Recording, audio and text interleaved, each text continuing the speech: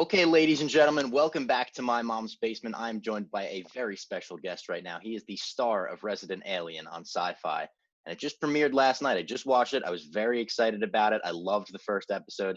Mr. Alan Tudyk, how you doing? Hey man, I'm doing good. Thank you very much. I'm glad you liked it. I loved it, and this is a show that is written by a guy named Chris Sheridan, who wrote for Family Guy for a really long time, and he was Yeah. at Family Guy for a really long time. I wanted to start off and ask you, did you meet him at Family Guy or American Dad? Is that where this connection came from? No, I didn't know him at all. This is one of those weird jobs that you just kind of go, "Ah, it was meant to be," because they evidently auditioned a lot of people. They were looking at a lot of different directions for the role. They didn't know how they wanted to go with it, and according to them, they were ready to give up. But for me, my understanding of it was I got a call like on a Monday to audition. Auditioned on a Tuesday. And they were like, "Do you want to do it on a Wednesday?" So it all went really fast, and they were already getting very close to production. So, like, from the time that I got the job to when we were shooting was really, I think, maybe a month. Wow, that's really It was, interesting for me to hear. I'm not just saying it because you're here, but after watching the first episode, it kind of feels like a show that I know is a comic book, but was almost written for you, this character. Like it's so perfect, the connection. So it's funny you say that. When did you start shooting this? oh my God, so long ago, Yeah. so very long ago. It was 2 years ago. Holy shit. Wow. It was that long ago. Because we shot it, and then they put it together, and they're like, "Well, this is good sci-fi." I don't really know what was going on at Sci-Fi, but they were trying to figure out when they were going to put it on. They liked it. They wanted to pick it up, and then it just kept getting pushed a little bit more and a little bit more. And it was some of it was about when we were going to shoot, what time of year, and then finally, uh, we shot it. And then there was a global pandemic. You may have heard about that, um, and we stopped for 6 months, and then picked back up and finished it off. And now it's really only been a few months since we finished. They're still working on the final episodes. Was it weird to hop back into that character after like some time spent away? Did you have to remind yourself what was going on? Yeah, there's a little there's going to be some moments where you're like, "Whoa." That moment where that you're in the car and the driver suddenly, oh, and you hit the light, you come back. There's going to be maybe a little bit of that. I have a feeling there people may notice it, and it can be a fun game. Try to figure out where the pandemic happened, because I think it'll be easy to see on my character. I'll be on an interior shot. Everything will be normal. I'll cross through a threshold to an exterior shot, and I'll gain 10 pounds. And you'll go, "What the hell? What happened to the alien?" Oh my God. He may be pregnant. He's undergoing some metamorphosis. I'm sure this is part of the plot, but it's You know, really just that's pandemic weight. That's so funny you say that. I'm a big Kevin Smith fan, and he once shot a pilot that he finished after he lost like tons of weight after he had a heart attack. And at the Right. end of the pilot, they just couldn't not address it, and they had to throw in a joke like, "Man, you look like you took a 40-pound shit," and that was how they excused it. It's funny that you say this got delayed for so long too, because I felt like 2021, it's such a perfect time for this show to come out because it's obviously your alien looking at the world and kind of in a very bizarre way. You're trying to figure everything out. There's that scene where you're looking at the kids and they're giving each other the finger and you're like, is that how that works? Sometimes I wake up in 2020, 2021, I feel like I'm looking at the world like I'm a friggin' alien. It is strange times we're living in and kind of perfect for Resident Alien. Yeah. It's a definitely a fresh set of eyes to look at humanity and look at the world through, uh, because he's narrating it, so you get his take on everything as he sees it, and he's trying to figure out how humans work so that he can adapt and blend in and not get caught.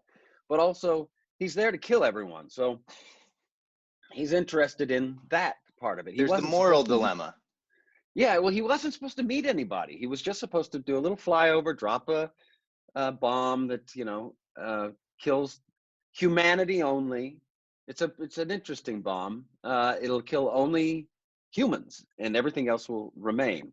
And then he was supposed to fly back home, but because he crashes, he's forced to confront his victims, and then the body starts to work on him because he's in this this disguise of a human, and he starts to have dreams as the season goes on. He starts to feel emotions, and so it becomes more complicated as it goes. I can't wait to continue with it. Let me ask you this. What are your personal favorite Alien movies? Like growing up, modern, whatever it may be. Alien, that's just a great movie Yeah. that has an alien in it. I mean, a very potent alien that ends up launching how many movies now? 5? Oh my God. I have no, they're probably All more the movies than you got Prometheus. episodes of the show at this point. Yeah, it's got 5. I think they've done 5 now, and I think there's another one coming. Wow. So that one comes to mind. E.T. was great. It that just came out, that's an alien. Yeah. Little Shop of Horrors, man. Frank Oz, the Yes, movie Frank Oz, version the of the legend. play. Yeah, that I still watch the opening number. My wife and I love the opening number of that. It's just so great. There's a lot of Alien. There's a lot of good Alien movies out there. Those are my tops. So if you were picking an actual alien from the movie, though, to hang out with, which one are you Oh, going with there? Because, like, you're a character from this show. I love this show. It's a great show. I wouldn't want to hang out with this guy. Definitely not. no, he's weird, man. He's unsettling. I think Mork from Mork and Mindy, if I got to hang out with any alien, it'd be because that was just pure Robin Williams in the 80s. Yeah, That was Unchained, man. That guy that's a was great pick. yeah, he'd be a blast to hang out with. He was a brilliant guy, brilliant. Absolutely. Good Will Hunting, top 5 favorite movie of all time for me. His Really? performance in that is just, it's next level. The scene on the park bench, the scene where he says, I had to go see about a girl. That is like one of my favorite performances ever is Robin Williams in that movie. Did he So win? He won the Oscar for that, I didn't think he did. Yeah, I'm pretty sure he did. Looking at your IMDb page, anyone can look at it and you go, man, this guy has done it all. He's been in so many different franchises. He's been in so many different, he's had vocal acting roles. He's had actual acting roles in so many different movies and stuff. Do you look at that and do you go, I have stuff left to do? Do you say, I did everything that I ever dreamed of? What is your like outlook on your career at this point where I look at that and I go, what do you have left to do, Alan Tudyk? You've done it all. Yeah, I do. I have things to do. I'm pretty sure. It's always like I'll read a script and you get a role. Like Resident Alien, I wouldn't have thought I need to play an alien. Definitely looking at my at what I've done in the past. I need more sci-fi. I need to do an alien. But after reading it, I was like, I really hope I get this because I have to play this because it's a challenge on, so many levels of physical. It's a physical acting role because he doesn't know how to move and he doesn't know how to talk to begin with, and he doesn't know how to do anything. Everything is a discovery, which is a really fun character to play. Like you were talking about the flipping off, like what is that? You can really get lost in the headspace of it. Of, what was his understanding of doorknobs when he first was figuring it out, and the toilet flushing. He had to learn everything.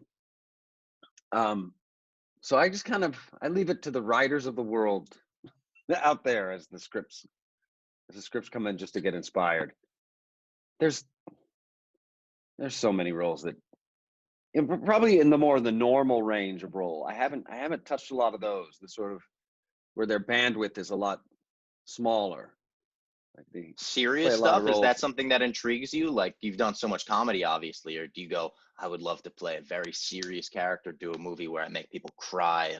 And I would like to play something that is very real, that has a very real element to it, and a character that has a nice struggle throughout a movie. That's fun. When you do character roles, I've done a lot of character roles and small supporting roles, and like what it ends up being is you have a script and you have like 3 big scenes you can look at, and you're like, okay, so I have to tell the story of my character in these 3 scenes. So that gives you, you're limited in that way. it's like a puzzle, right? You got to kind of find the pieces for it. Right. And and you're telling the story. You don't want to, distract. But you want to, give your character a respectable performance, and where people walk away and go, oh yeah, I remember that. Remember that guy. So I guess I would like. I've been spoiled now by Resident Alien playing the lead. I'm ready to get into the 4-scene, the 5-scene characters, the 6-scene characters. I'm feeling crazy. Yeah, those ones. I could do that. I like that. Now, talking about your voice acting career, which I think is such a fascinating just realm of entertainment, voice acting. It's something that's fascinated me since I was a kid because I'm so into cartoons, even adult cartoons at this point, the Family Guys, the Robot Chickens, stuff like that. Did you look to get into voice acting when you were looking to get into entertainment, or was that something that came about in a more natural way because you have the voice for it? It came about in a more natural way. I always liked voices as a kid. I remember doing a production of Working, the musical, when I was 12, something like that, in Texas. It was at the Plano Senior High, but I was 12, so I was definitely not going to that school, and they did this summer production. And so I was working with all these older kids, and some adults were in it because it was a summer production. And there was this actor, and he did a character just kind of off the cuff, did this voice. I remember him talking like what I knew to be a New York accent. It's like, yeah, me and my buddies, we coming out, we're doing this thing. He like Billy Joel, he's talking about the streets, and we get to talking about the trash can fire. Got to get in the trash can fire. Got to get it started early in the day. And I was like, oh yeah, you gotta start it. And he's like, no. And he helped me learn it. And I wouldn't shut up talking like that for a while. And so I remember at an early age putting voices together. When I'd hear them, I'd want to learn them and put them away for use at another time. And then it just kind of happened. I was in Ice Age. That a casting director saw me in a play. She called me in, gave me a stack of characters that were drawn, and so give a voice to each one. And there's like the character and a line or two. And you just look at it and be like, oh, I don't know, he's a little guy. Yeah, he's got kind of gritted teeth, and find some kind of voice for the guy. And then next one. And then I got a call and they said, you got 3 roles. And that was my first one, and really didn't do much until Wreck-It Ralph. And that just, once I did Wreck-It Ralph, it was such a cool role and it's such a good movie, Disney, that a lot of doors opened at that point. Do you find those roles to be any less daunting than actually being on camera and acting in that way? Do you step into the booth and have like safety, or is it the same kind of thing? It is far less daunting. I'm undaunted. Because you can just do 75 takes and and you're very protected in that way, and you have time to find it. If it takes a minute, it depends on who you're working with. Everybody has a different way of doing it. Sometimes it's an audition. Sometimes they're just like, we'd like you to do this. What's your take on this? But yeah, you have an opportunity to make mistakes. If you're doing a film, man, the sun's going down, and we don't have time, especially like a TV show with like Resident Alien. 2 takes. We got to get going. We got a big day today because you got to get into the alien makeup later, and that's going to take us. You're going to be offset for a while. I was going to ask you if you were actually the person in the alien makeup in the suit when your character transitions. Yes, I have there's backup alien Keith who's suffering all day long in that makeup when I'm in makeup for reflection shots and stuff, because he's seen as an alien in reflection. So he'll come in to do that, even on other days when it's just a reflection, because it's such a process. He'll do stunts. He had to catch the football. There was no way I could catch that I couldn't. You can't see.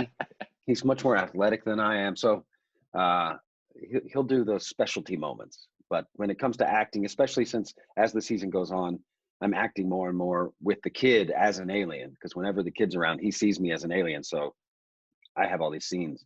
So it needs to be me. That's so great. And going back to the voice acting, are there levels to it when you get cast as, say, the Joker in Harley Quinn, who I think you do such a great Joker voice. And I love that show as well. Talk about adult cartoons. Like, if you haven't seen Harley Quinn on HBO Max, it is fantastic. If you're a comic book fan like me, like, oh my God, it's everything you ever wanted. When you do a voice like that, and you obviously, how can you, not look at Mark Hamill, the classic Joker animated voice? Is it like, man, I got to change it so people don't want to be listening to this and thinking I'm trying to do a Mark Hamill impression, but I also have to make it my own, iconic. What is the struggle of that like?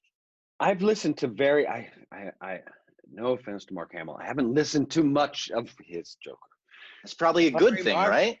Yeah, it's helpful to not have been influenced that way, because when somebody does something so well, it's hard not to be. But there are so many good Jokers out there. Yeah. Heath Ledger, come on, man, from the moment he is on screen, when he comes with those grenades in his jacket and he does the pencil trick, just brilliant.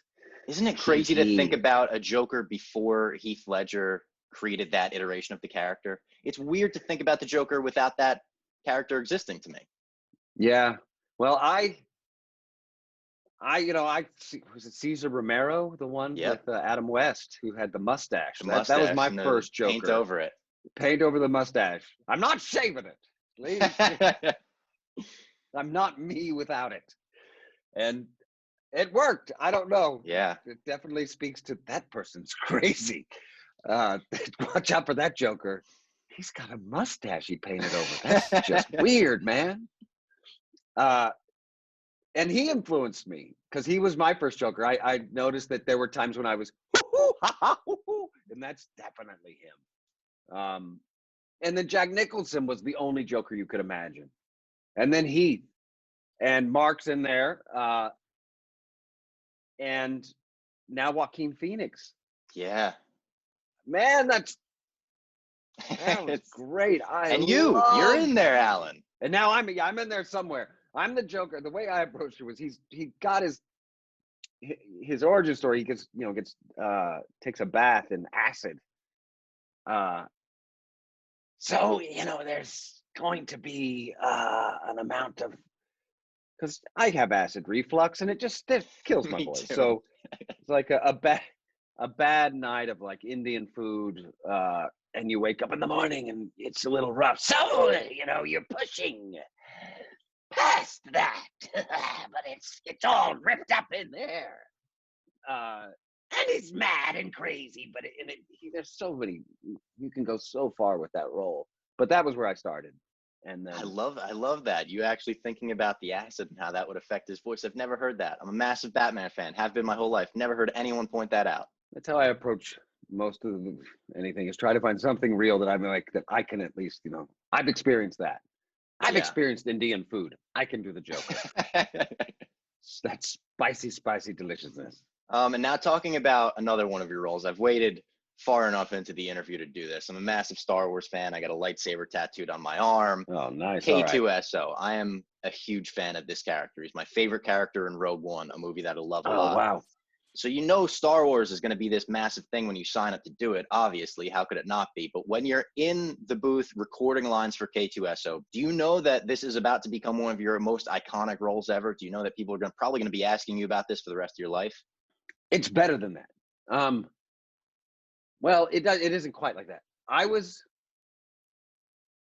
saw K-2SO. The first time I saw K-2SO was at ILM.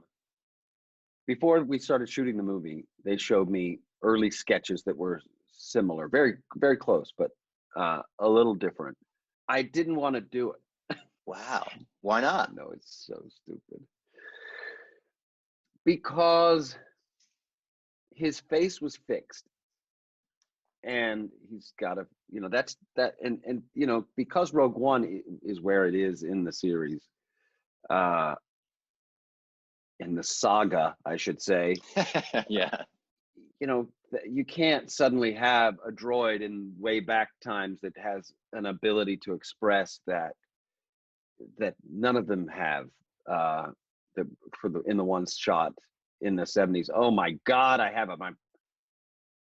didn't put my do not disturb on, and people are calling. That is just rude.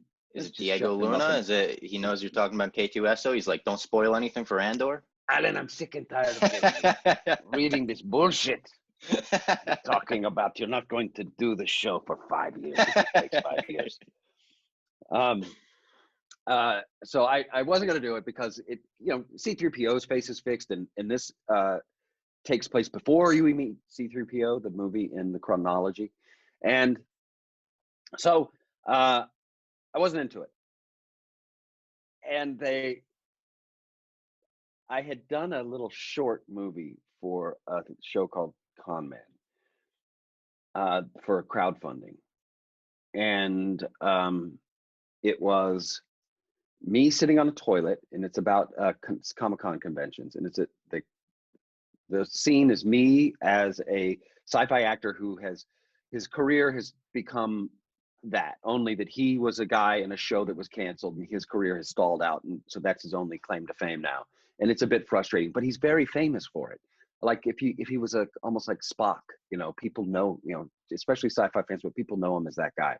And he's sitting in a toilet in an airport on the phone with somebody, and then the guy next to him in the stall is like, hey, are you that guy from that sci-fi show? Can you sign this thing? And he's trying to get him to sign stuff, and then this guy starts talking to him about which show. I didn't see it. He's like, oh, it was canceled. And it's just, the whole scene is on me. So what they did was they animated, this is so cool, they animated me on the toilet. They animated K-2SO on the toilet doing that scene, a piece of the scene, to show me how expressive K-2SO could be with the fixed face. Wow, that's amazing. And that was what sold you on it. That was like, okay, I see what you could do with this guy now. It's pretty much. I mean, I was hesitant. Gareth Edwards called and said, Alan, come to London. Do a Star Wars movie. I was sort of going, but what about this and what about that? And I don't know. And then he just kind of Alan, it was like a pause. Come to London, do a Star Wars movie. Be in Star Wars. And I said, yeah, you're right. This is stupid. Of course I want to come to London. And when I got there, they had that movie. So it happened in that. I had said yes, and then they showed me that. But it was all part of the pitch, I guess. And then we made it. I was on stilts. I was there. It took 6 months. There was a lot of improv, surprising amount of improv. Our script was it kind of wobbled in a place. It kind of shifted. The writer changed. We weren't really privy to what was going on. As fans, we heard a ton of that, and people wound up becoming worried in their stories that there was bad things, and then the movie came out, and everyone's like, "Oh, never mind. There's nothing to worry about." Yeah, it was weird. Like even mistakes conspired to be good things. There's one of my favorite things, and I can't believe Gareth like, I'm putting that in the movie, where I'm walking. We're on Jeddah, and I'm with Diego's character Cassian, and we get stopped by some stormtroopers, and so I'm pretending to take him as my prisoner, and K-2SO, these are my prisoners, and I slap him. He starts talking, and I say, "Silence!" And there's a fresh one if you mouth off again. The reason I slapped him was because he showed up to work with this busted lip that they had put on in makeup, and Gareth's like, "Oh, we need to get rid of your busted lip now." He's like, "Why? The scene right before this, I get punched in the face." He's like, "That scene's gone. They changed the thing. Now that scene's gone, so you don't have a busted lip." And he's like, what if, and I don't know if he asked me, so what if he slaps me? Or if I said, what if I slap you? Or how it all happened. But that's why I slapped him there. It's amazing. He had a busted lip from an earlier version that changed without telling anybody, with it not trickling down to all of the departments. So anyway, it was magic. It was great. you're surrounded by Star Wars. All the action figures are around you, walking around. There's a robot that never even made it into the movie. I remember seeing him. He was like almost 2 stories high, and he's being pulled by I can't remember, an alien, but it was a little person who was in costume, and he was like made up like he was enslaved, and then somebody goes, there's a man in there, and you couldn't see, like, where's a guy in that costume? And there's like a chest piece that pulled down, and there's a guy who had no legs, and he was a puppeteer who was like a legless puppeteer. It was like they built it for him to do this thing, and I don't know why it never made it in the movie. They've just got brilliance to burn. They're Yeah. like, cut it. I mean, you see with Too Star brilliant. Wars all the time too, like anything that they wind up not using in one movie, we'll see eventually one day down the line in another one. You look at it, even still to this day with Ralph McQuarrie, concept art is still being looked at and being like, let's actually put this in the new movie. Yeah. I think there's some of that happening in Rogue One.